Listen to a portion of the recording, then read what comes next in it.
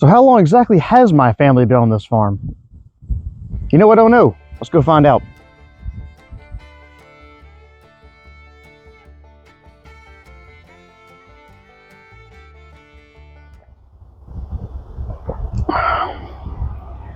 Well, hey there. Welcome back to Wagers Family Farm. We're here at the woodshed.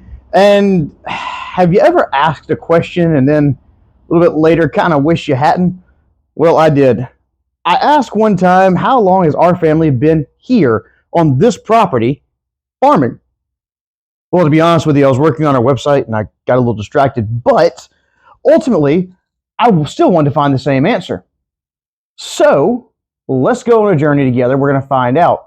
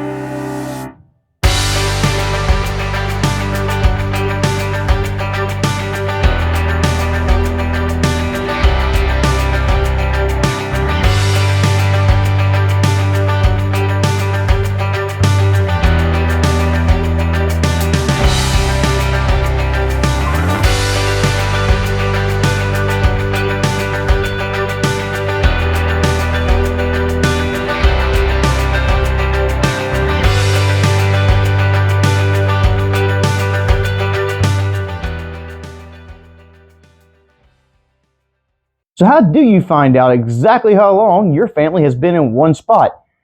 Well, the kind of most obvious answer, and I guess the one I ended up starting with, is to ask the oldest generation. Our family gets together quite often to have different gatherings, 4th of July, Thanksgiving, and on one of these occasions, we did just that. We asked them exactly how long we'd been here. And here's the answers we got.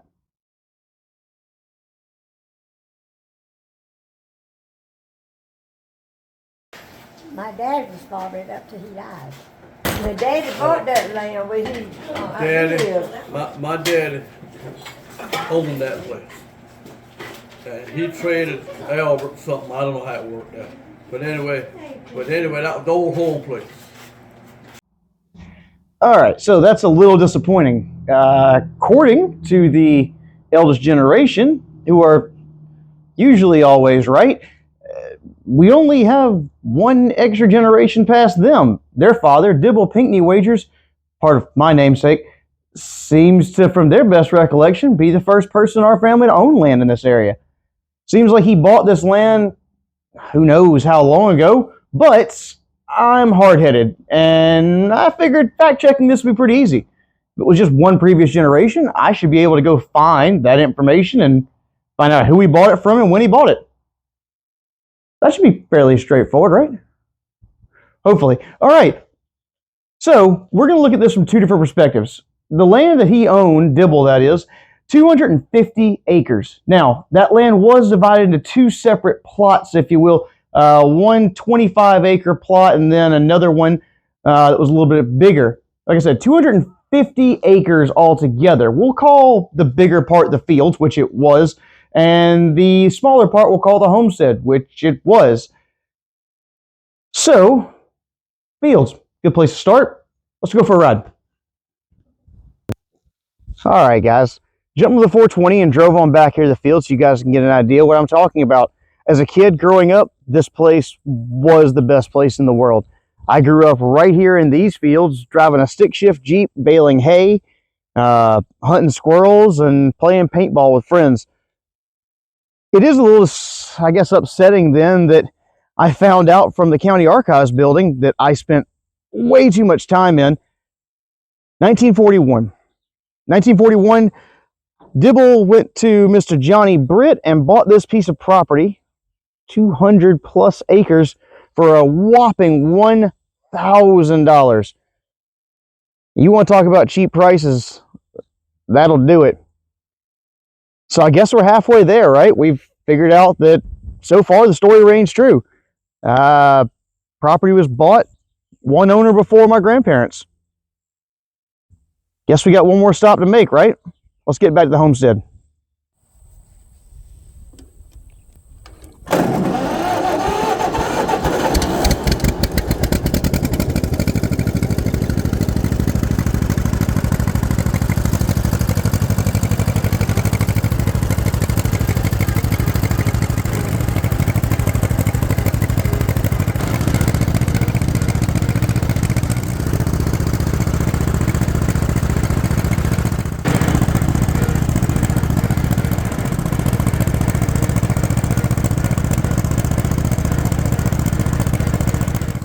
All right, guys, so we're back up here at the house. Now, thankfully, I did find some more information up here. Got a little farther than one previous owner.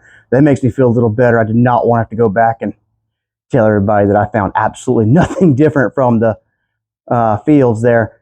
But we found some more information. Now, I'm going to try to have a graphic here showing you a timeline as we follow along, kind of an idea of what is happening when. And I have notes. We get a little more in depth on this one, so I want to make sure I get the information right. Let's see here. So February 17th, 1926 is where we're going to start. At this point, Dibble gets the land from John. Now, John is his brother. He gets it for $100. A little bit of backstory. 3 brothers there. John, Albert, Dibble. The 3 of these brothers lived all in the same area. Nothing to it. The $100, though, is a little bit of an interesting situation. According to most historians that I've talked to, $100 is the equivalent of a family trade in this time period.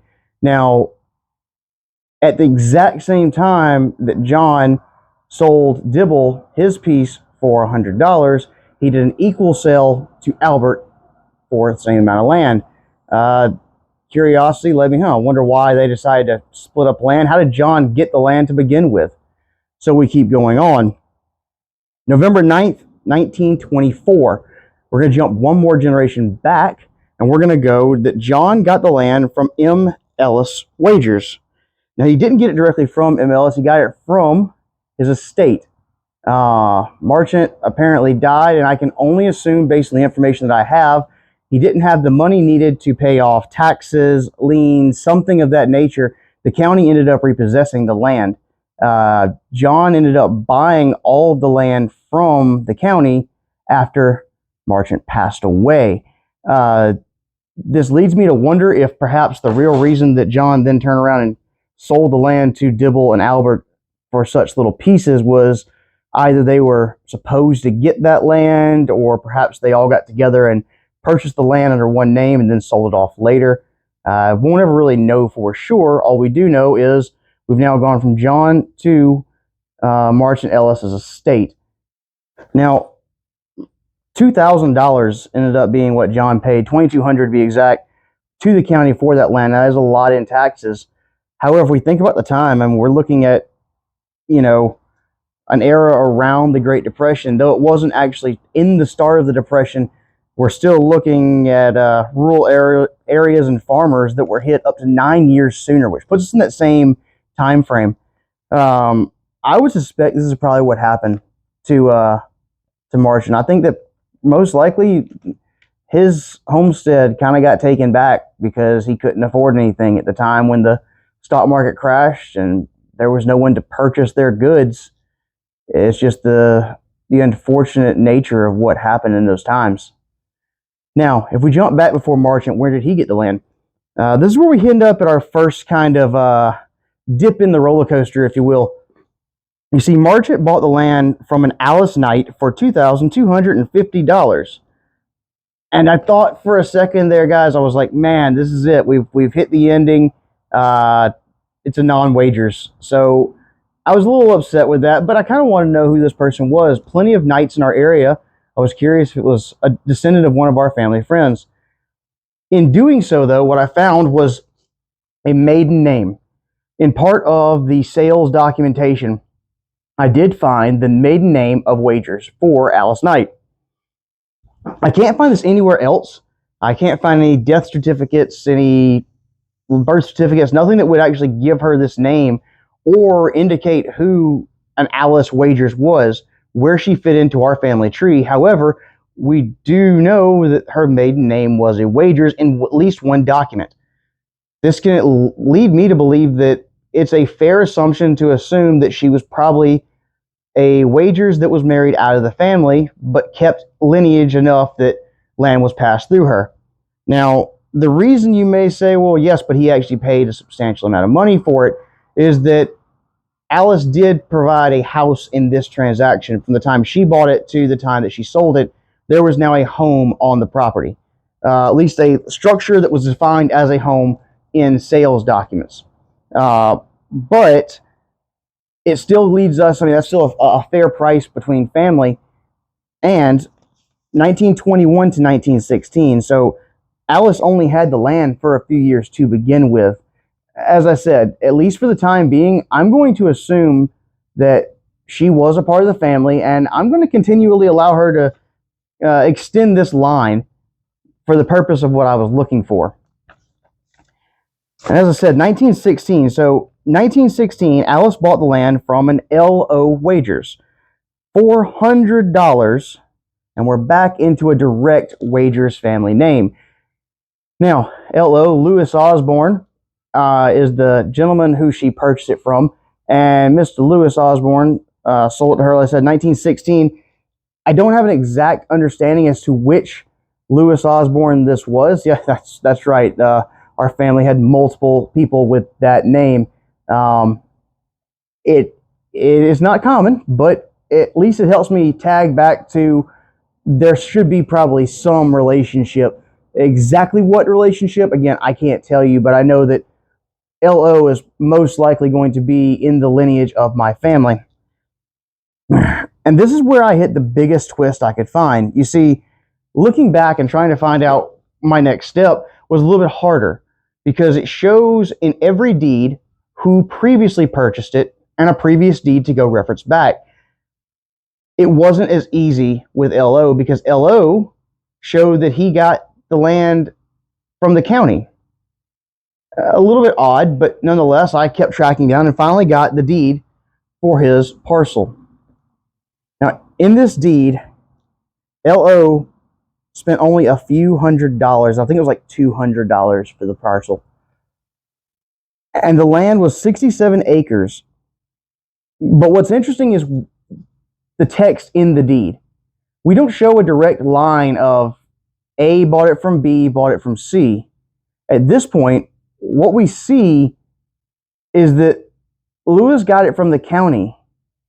No other individual name was mentioned until farther in the document, where it says the land was surveyed out of a larger 200-acre parcel that was originally owned by a Mr. Phillip Hobbs back in October 1st, 1750. Now, if this does not strike you as odd, you must not be paying too much of attention, because I immediately couldn't comprehend what happened. We go from 1915, the purchasing of the land from by L.O., to 1750. People just don't live that long. So how did we skip over generations of people? How did we get it from the county? How do we still reference back to a person who was before the Revolutionary War? On top of that, the text in the document is very specific, and it says that he didn't purchase the land. He wasn't given the land by a family. He was granted the land. Now, I'm going to have to stop for just a second and jump off of our lineage tree for a moment, because this took me on a bit of a goose chase that I'm kind of glad I went on, but at the same time, it just led to more questions. So you see, I reached out to some of our local documentarians here with the county, and they just don't have documents that go back that far. At the time, this area was actually owned or inside of Charleston County. So that meant I had to go to Charleston County's documents and record search. Unfortunately, they don't have a lot of information either. What I was able to do is take the document and email it to a person at the Charleston Museum believe it was the curator, and said, hey, what does this mean? Why, one, was there such a large gap? And why the county owned the land? Why are we looking at 1750? And what does the word granted mean when it comes to this whole situation?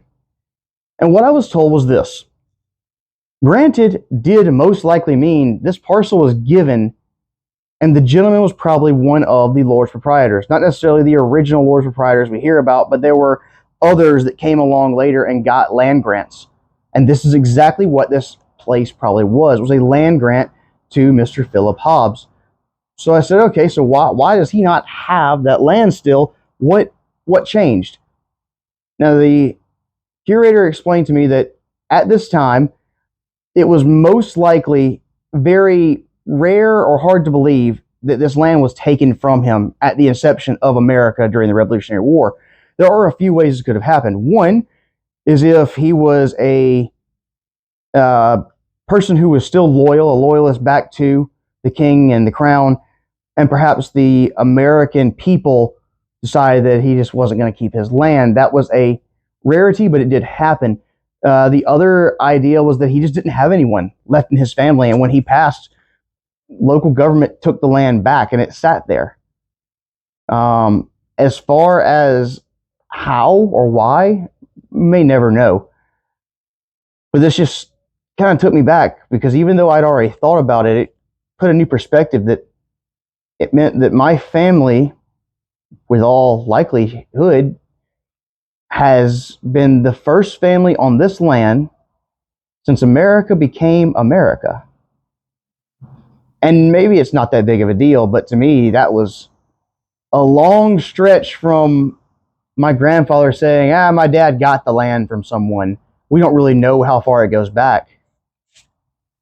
And I wish tremendously that I didn't have a stubborn head and didn't keep looking at more documentation, because you see, the county got it, but I really wanted to find that document that showed the county took it or claimed it or how they received it from the Hobbs gentleman. So unfortunately, I kept going. Now, what that means is I found another deed. Now, this other deed, I had to go back through the Register of Deeds and look into some different locations. It wasn't very well labeled or easy to locate. But it appears that the land originally owned was by a Mr. Caesar Shepherd, who passed away. And similar to what happened with Marchant and his three sons, Caesar's son purchased the land back for $100. Now, the real problem we run into is the dates and times. Because you see, the date on the deed where the land was purchased doesn't match up with when LO got the land. There doesn't seem to be any correlation or middle deed that shows that LO purchased it from the Shepherd family. So now I'm back to square one, and I don't know. I do know that at a bare minimum, I can track this land and our family as being here and farming and taking care of this land up to the 1900s, the very early 1900s. But it's possible, depending on how the deed track takes place, and maybe there was some kind of error in documentation, that we have been the first family that's been here since the Revolution.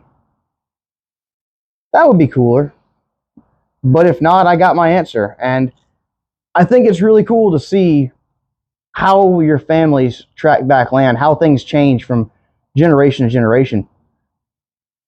If there is anyone out there, by the way, who has any idea how to read these documents and can explain it to me a little better, by all means, send me a message, comment below.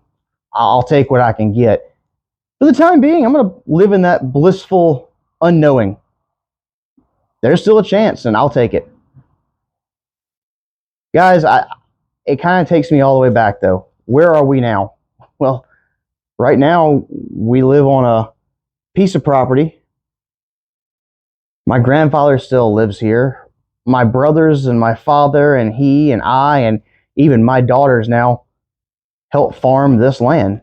And as long as I can keep them out of the makeup and dresses, I'm going to at least try and get them a little bit excited about staying with it, and maybe the next generation will keep on. This video has taken me almost a year to track down all the information and figure everything out, and I'm not sure I would change a thing. Absolutely awesome ride. Now, would appreciate if you guys would like and subscribe. I'm sure we'll have more cool content coming out for you later. This wasn't really for you. Well, it was a little one-off. We had some stuff we really wanted to share with all of our local people. And if you are a local person, by all means, share it away. For all I know, we might have people who could tell us about Alice or who she is, can say, hey, we were one of those neighbors who had different parcels, or hey, I'm curious how we got our place. Love to talk to you about it. In the meantime, you guys take care. Bye.